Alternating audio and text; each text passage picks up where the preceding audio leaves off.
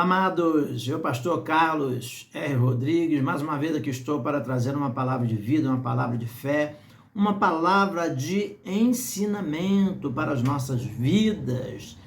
Desta feita, nós terminamos aí a lição passada, terminamos o trimestre passado, 2022, e já estamos adentrando agora no primeiro trimestre de 2023, fazendo aqui esta pré-aula, como é de praxe, normalmente feita no sábado, visto que amanhã, domingo, é dia 1º, é a primeira lição de escola bíblica de 2023, que muitas igrejas não terão aula amanhã, ou terão à tarde, à noite, ou deixarão a aula aí para a semana, e muitas também ministrarão amanhã mesmo, então daí por diante, né? Devido ser um dia especial aí, dia 1º, e muitos fazem hoje o Réveillon, as confraternizações nas igrejas, né? Muita gente viaja, e daí por diante. Então, vamos lá. Nesse trimestre, nós temos aí um tema importantíssimo, abençoadíssimo também. Olha aqui, ó. Aviva a tua obra. Chamada das Escrituras ao quebrantamento e ao poder de Deus. Então, tá aí uma lição muito abençoada, né? O comentarista desse trimestre é o pastor Elinaldo Renovato, outro pastor abençoadíssimo, com alguns livros inscritos, né? Autor de alguns livros, um mestre, um conhecedor da palavra de Deus, com um chamado glorioso, né? No ensino das Escrituras, né? Chamado de mestre. Então, vamos lá. Então, nesse trimestre, nós temos de novo aí, normalmente são 13 lições, ok? Vamos já adiantar aqui. A primeira é o avivamento espiritual. E desde já, não se esqueça, hein? Para entrarmos no ano aí, né? Mais avivados, mais abençoados cada vez mais. Ó, inscreva-se no canal, tá? Sua inscrição é importante, ok? Você que já é inscrito, né? Muito obrigado, um abração aí para você. Você que deixa seu like, que comenta, que compartilha principalmente. E você que ainda não está inscrito, inscreva-se no canal, isso é importante, ok? Para que muitos sejam alcançados, para que o YouTube entenda que os vídeos são relevantes, indique para muitas vidas aí, tá? Na internet, no YouTube, para que muitas pessoas venham também assistir e serem agraciados, abençoados com o poder da palavra de Deus, o poder das Escrituras, o poder do ensinamento da Bíblia Sagrada. Então vamos lá. Lição 1, avivamento espiritual. Estaremos ministrando hoje, ok? Fica firme aí. Então, aí vai por diante. Eu vou falar as 13 lições rapidamente aqui, com o decorrer, né? Aí do tempo, do ano, do trimestre, vamos dizer assim, desse primeiro trimestre. Lição 2, o avivamento no Antigo Testamento. Lição 3, o avivamento no Novo Testamento. Lição 4, o ministério avivado de Jesus. Lição 5, o avivamento na vida da igreja. Lição 6, o avivamento no ministério de Pedro. Lição 7, Estevão, um Marte avivado. Lição 8, o avivamento espiritual no mundo. Lição 9, o avivamento pentecostal no Brasil. Lição 10, o avivamento na vida pessoal. Lição 11, o avivamento é a missão da igreja. Lição 12, vivendo no Espírito. Lição 13, aviva, ó Senhor, a tua obra. Então, vamos ao início. Lição de número 1, hoje, não é? Hoje é dia 31 de dezembro, porém a lição ela é para o dia 1º de janeiro, né? Segundo aqui a revista, ok? Amanhã, domingo. Então vamos lá. O avivamento espiritual. Diga-se de passagem que avivamento é o ato de avivar-se, se tornar mais vivo, mais ativo, mais intenso, despertado. Então, isso é o significado de avivamento, né?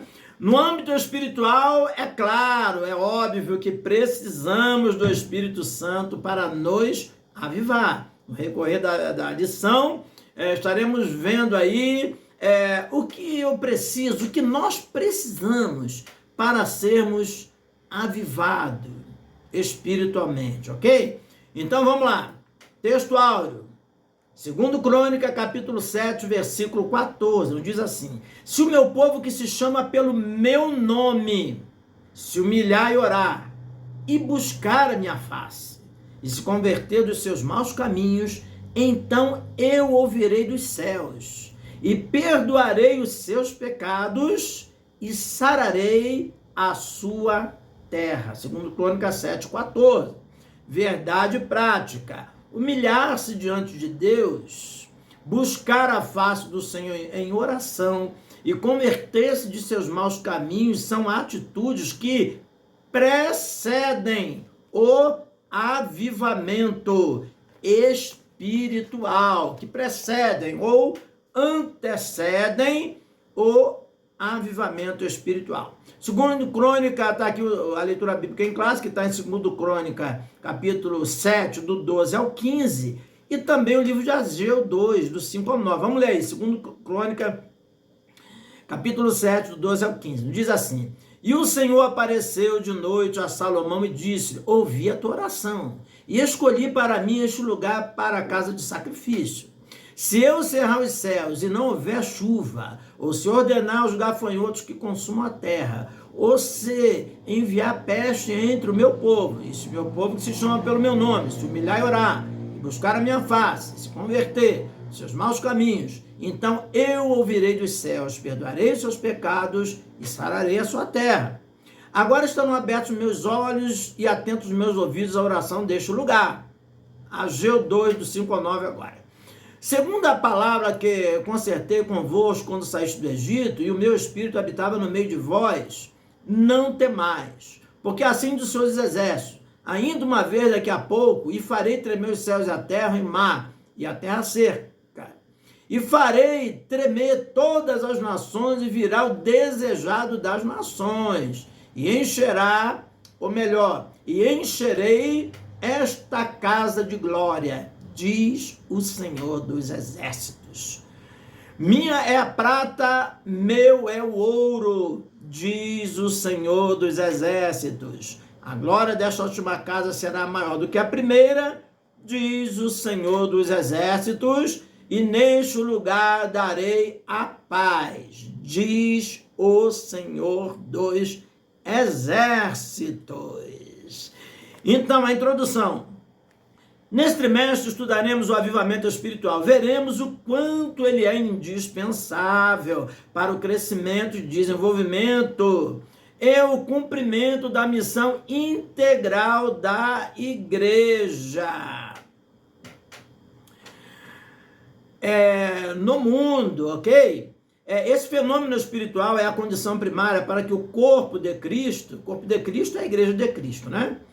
Proclame o evangelho de Jesus a cada criatura. Assim constataremos que o avivamento espiritual, mais do que movimentos ocasionais, é uma necessidade permanente para a igreja enfrentar os desafios atuais. Tópico de número 1. O que é avivamento espiritual? Subtópico 1. Avivamento espiritual. Em primeiro lugar, avivamento espiritual é uma intervenção de Deus. Só tem nisso quando o Espírito Santo encontra espaço no coração de uma pessoa, de um grupo, de uma cidade ou de uma nação. Apocalipse capítulo 3, versículo 20, que está escrito: eis que eu estou à porta e bato, se alguém ouvir a minha voz, ir abrir a porta, eu entrarei na sua casa, cearei com ele e ele comigo. E mais ainda, quando uma igreja local volta-se para Deus, buscando de maneira humilde para que Jesus possa transformar a realidade espiritual. Dessa forma, as circunstâncias de nossa vida externa também são transformadas pelo dever, ou melhor, são transformadas pelo poder divino, quer dizer, pelo poder de Deus. Então, há uma transformação de dentro para fora. Então, a palavra-chave é avivamento, a qual já falamos aí, né? Eu já falei aí o significado, né, da palavra avivamento e a importância do avivamento. Subtópico de número 2, a pré-condição para o avivamento, ou o que é necessário para haver um avivamento. A Bíblia nos mostra que uma situação de crise espiritual ou moral pode ser uma pré-condição para o avivamento. Deus disse ao rei Salomão: se eu cerrar os céus e não houver chuva, ou se ordenar os gafanhotos que consumam a terra, ou se eu enviar peste entre o meu povo. Então está aí, 2 Crônica, capítulo 7, versículo 13. Aqui a crise está delineada em termos climáticos. Entretanto, ela também pode ser moral, política e econômica, afetando todas as áreas da vida de um indivíduo, de uma igreja ou de uma nação. Diga-se de passagem que nós estamos vivendo aí no nosso país, no Brasil, uma crise política, onde nós temos aí a nação dividida, ok? Entre direita e esquerda, daí por diante. O nosso dever como cristão é orar, interceder, assim como está escrito lá em 1 Timóteo capítulo 2, não é? Interceder por todos os homens, por todos aqueles que se encontram em eminência, né? Que se encontram no poder, não é? Precisamos orar, mais do que nunca a igreja do Senhor precisa orar. Sabemos que estamos vivendo os últimos tempos da igreja na terra e é necessário oração, é necessário um avivamento espiritual. Então vamos lá. Tópico de número 2. As condições para o avivamento espiritual. Então está aí, 2 Crônicas, capítulo 7, do 13 ao 17. Subtópico 1, uma crise, conforme já falamos. Por quê? Muitas das vezes, diante de uma crise, diante de um problema sério, as pessoas, né, o ser humano, nós de uma forma geral, temos uma tendência de nos inclinarmos mais para Deus, não é? Seria bom que em tempos bons, em tempos de bonança, a gente permanecesse fiel, firme, buscando a Deus. Mas muitas das vezes o povo se desvia, o povo se acomoda grandemente quando as coisas estão correndo muito bem e muitas das vezes é necessário que Deus permita uma crise para que haja um despertamento espiritual. É nesse sentido que o comentarista está falando aqui, ok? Inclusive, lá em 2 Crônica 7, aí que está sendo muito comentado aqui na lição. Então vamos lá. Diante da crise podemos observar vários comportamentos humanos. O medo, a revolta, a blasfêmia contra Deus e o próximo. O desespero, a tentativa de tirar a própria vida. Contudo, a palavra de Deus pode mudar todo o rumo de uma crise. E se o meu povo se chama pelo meu nome, se humilhar e orar, buscar a minha face, converter dos seus maus caminhos, então virei do céu, perdoarei os seus pecados, sararei a sua terra. 2 Crônica 7,14. Vemos nesse versículo alguns aspectos importantes que antecedem o avivamento espiritual. Subtópico número 2. Humilhação diante de Deus. No lugar de revoltar diante das crises espirituais ou materiais que clamam por soluções efetivas, A humilhação diante de Deus é a primeira condição para o avivamento espiritual acontecer. E se o meu povo se chama pelo meu nome, se humilhar. Subtópico 3. Orar e buscar a face do Senhor. Sem oração não há avivamento. Sem a disposição dos crentes para buscar a face do Senhor, não pode haver avivamento, ok? Salmo 143, versículo 1 e Salmo 84, versículo 8, que nos diz assim, vamos ler logo lá o 2 Crônicas 7, 16, 17, que foi comentado no tópico, no subtópico anterior, que nos diz assim, no subtópico, logo no tópico, né? As condições para o avivamento nos fala sobre isso aí. Vamos ler só o 16, 17, que diz assim, porque agora escolhi e santifiquei esta casa, porque para que o meu nome esteja nela perpetuamente, e nela estarão os meus olhos e o meu coração todos os dias, não é? Esse é o 16. 17 diz, quanto a ti, se andar diante de mim como andou Davi, teu pai, e fizeres tudo conforme o que eu te ordenei, e guardar meus estatutos e os meus juízos, aí ele prossegue, né? Ele prossegue dizendo que ele estará, né? Com Salomão. Aqui essa palavra está sendo dirigida a Salomão, filho de Davi, ok? Então, vamos lá para o Salmo 143, versículo 1. Diz assim, ó Senhor, ouve a minha oração, inclina os ouvidos às minhas súplicas, escuta-me, segundo a tua verdade, segundo a tua justiça. Salmo 84, versículo 8, Senhor, Deus dos exércitos, escuta a minha oração, inclina os ouvidos, ó Deus de Jacó. Então está aí a grande importância da oração. O avivamento tarda e não chega, nesse sentido podemos perceber se uma igreja local busca verdadeiramente o avivamento espiritual de acordo com a frequência dos crentes aos cultos de oração, na prática das orações devocionais, na perseverança em orar com propósito por determinados períodos de tempos.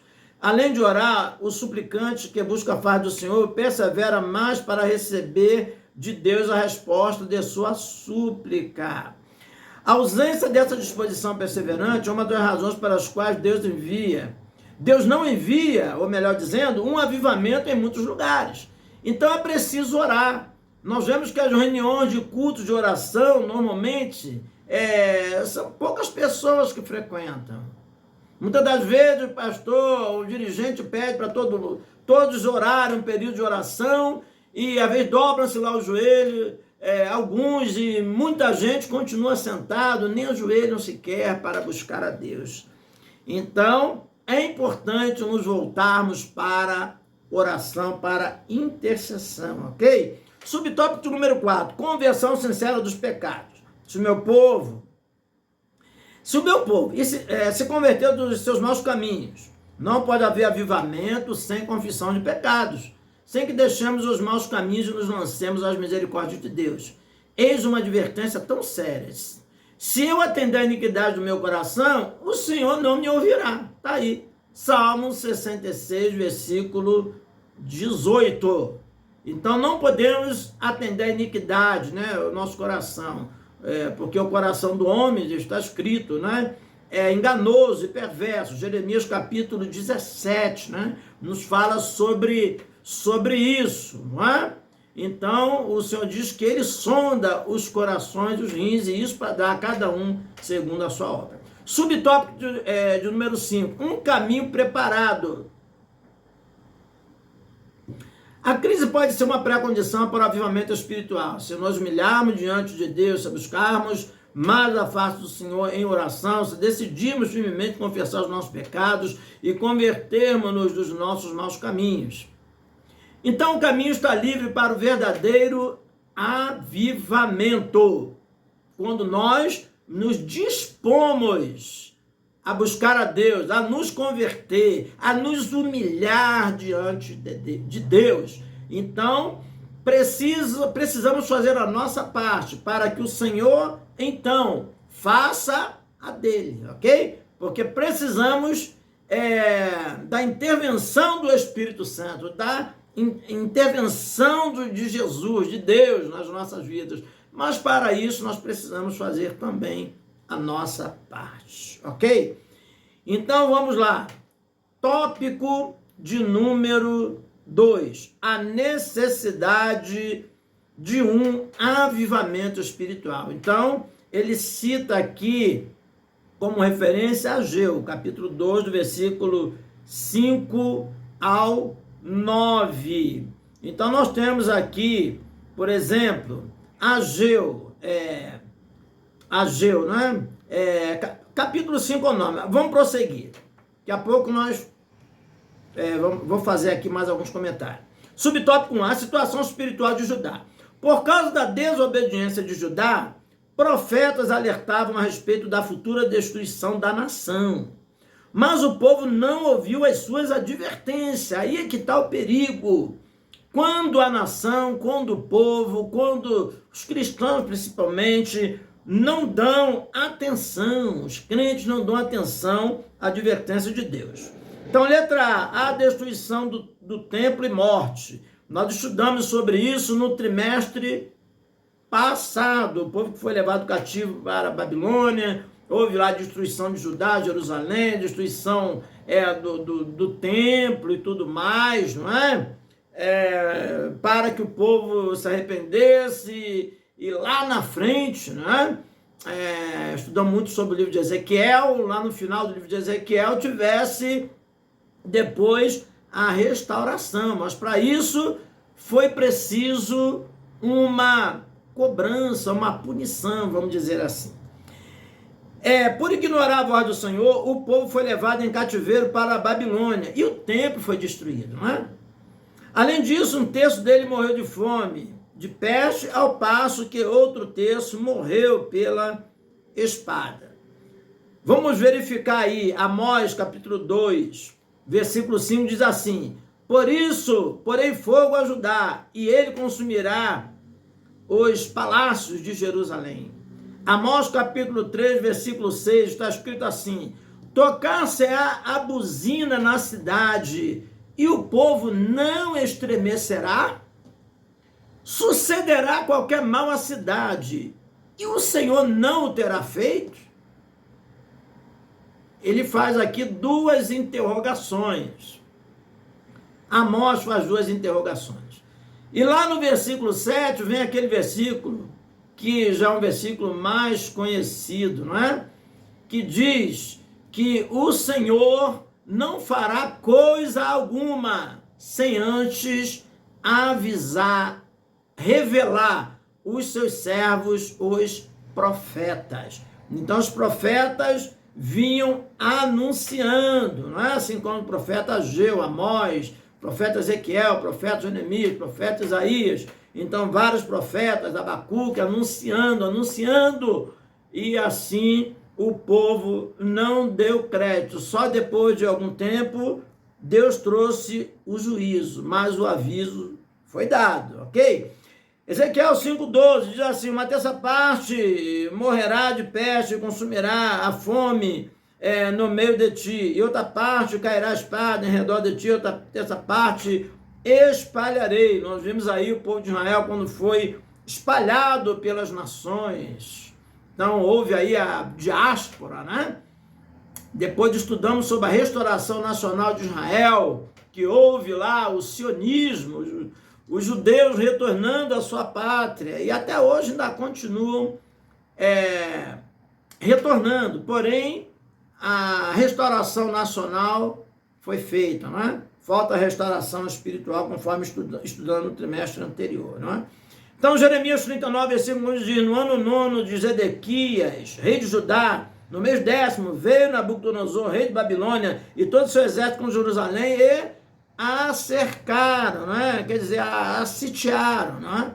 Então, a destruição lá de Jerusalém, isso é, de Judá, nessa ocasião.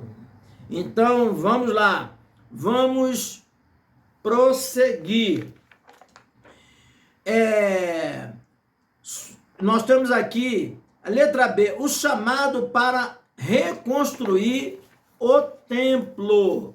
Então nos diz aqui, a vida espiritual do povo pós-exílio, isso quer dizer pós-cativeiro, não é? Após terem sido lá levado escravo, né?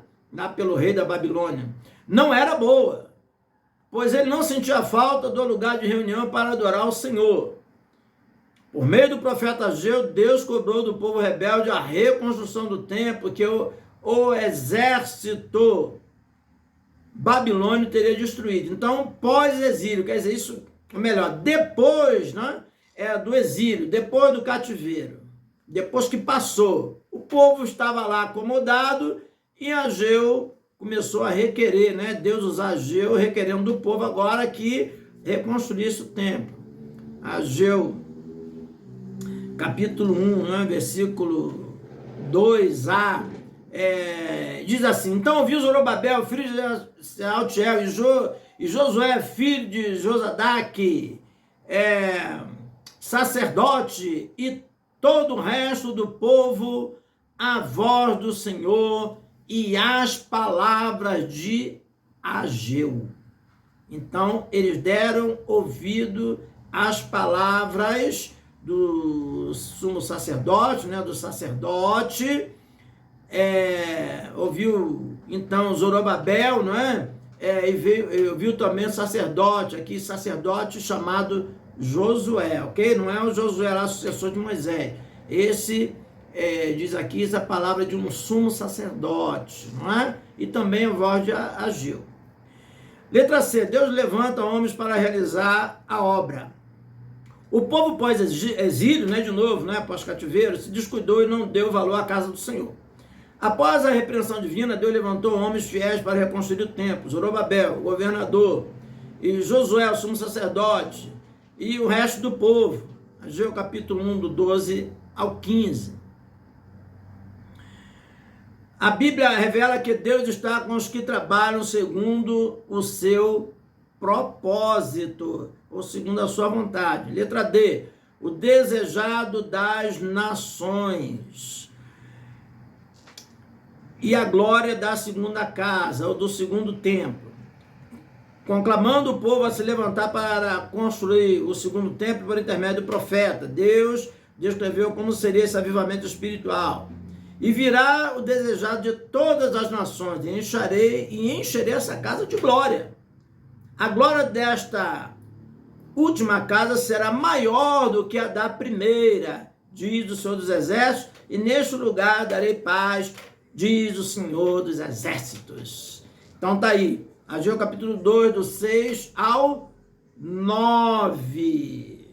Então, prosseguindo, conforme já lemos aqui, né, do livro de Ageu, lemos bastante versículo lá na leitura bíblica em classe, né? Então, subtópico número 2. Deus usa Ciro para libertar o povo do cativeiro. Ciro não era filho de Israel.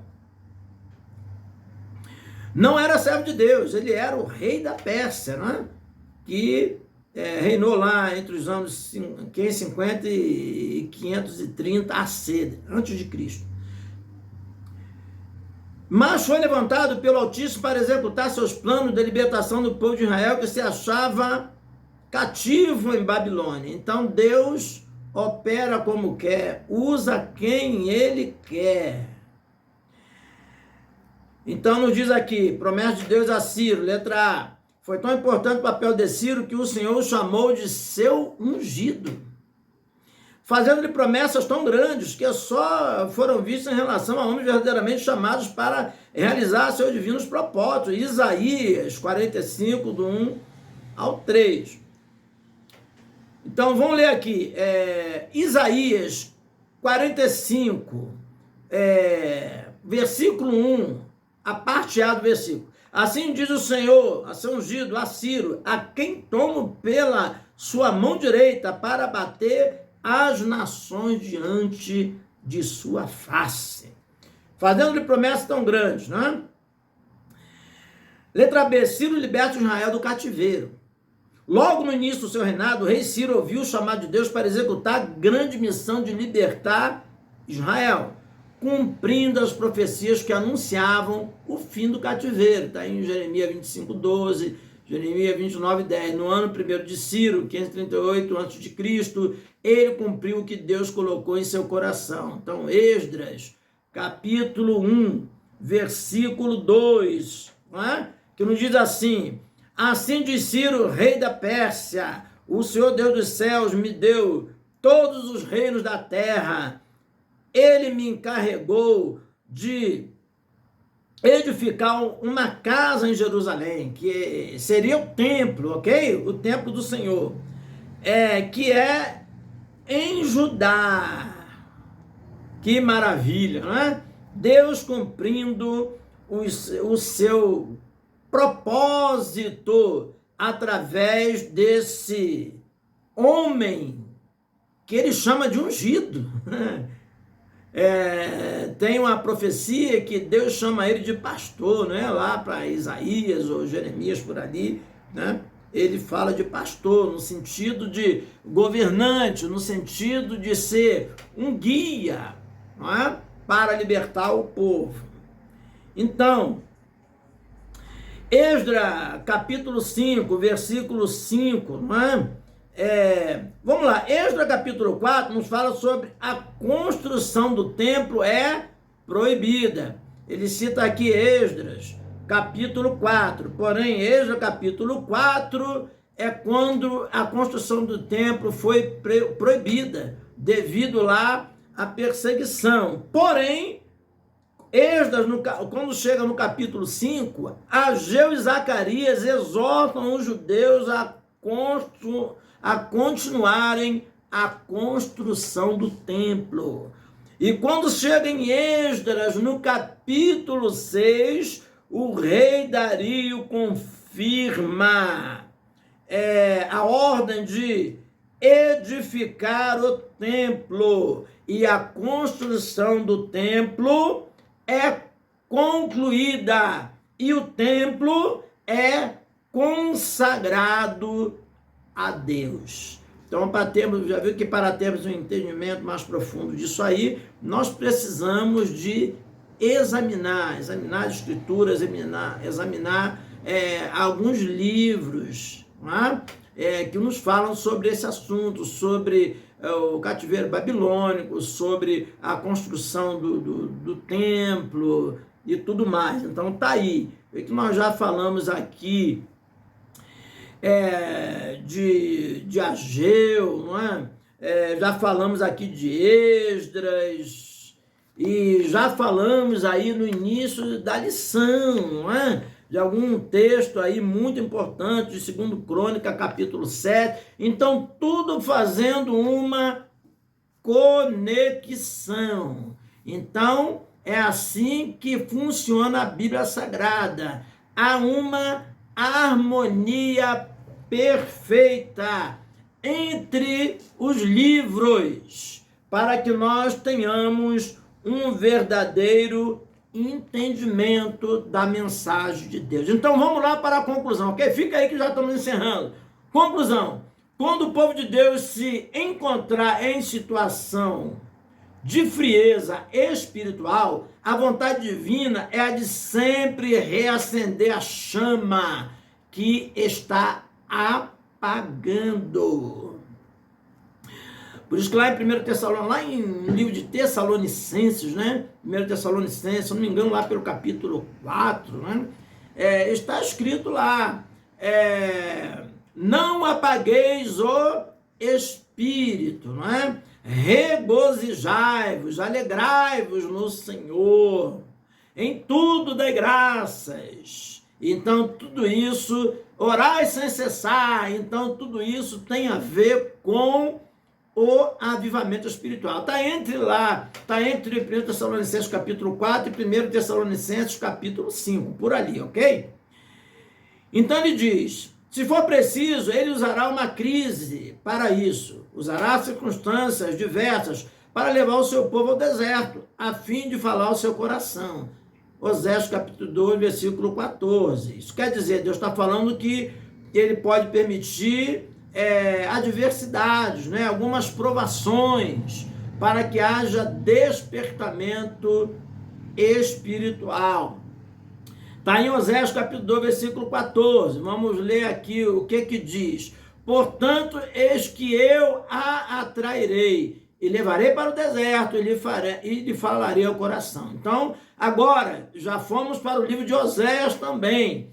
O livro de Oséias, qual a mensagem do livro de Oséias? O livro de Oséias fala de um casamento simbólico de Oséias, ok? Idolatria simbolizando o quê? A idolatria e corrupção de Israel. Ameaças e promessas de perdão. Então, é a mensagem do livro de Oséias, já que foi citado aqui, ok? Para que todos tenham uma ideia aí, ok? A sua exigência, porém, é que o seu povo se humilhe, busque a sua face e se converta de seus maus caminhos. Então, o avivamento espiritual não tardará. Ô, glória! Que Deus abençoe você, sua família, e que vocês tenham um feliz ano novo, que vocês tenham um 2023 abençoadíssimo. E não se esqueça, inscreva no canal, ok? Conto com você. A obra de Deus conta contigo, ok? Então, comente, compartilhe, deixa o seu like, isso é muito importante, ok? E que Deus abençoe ricamente, abundantemente, e ative aí o sininho das notificações para que você receba aí o sinal do YouTube sempre que eu colocar vídeos no canal. Amém? A paz do Senhor Jesus Cristo. Amém e amém.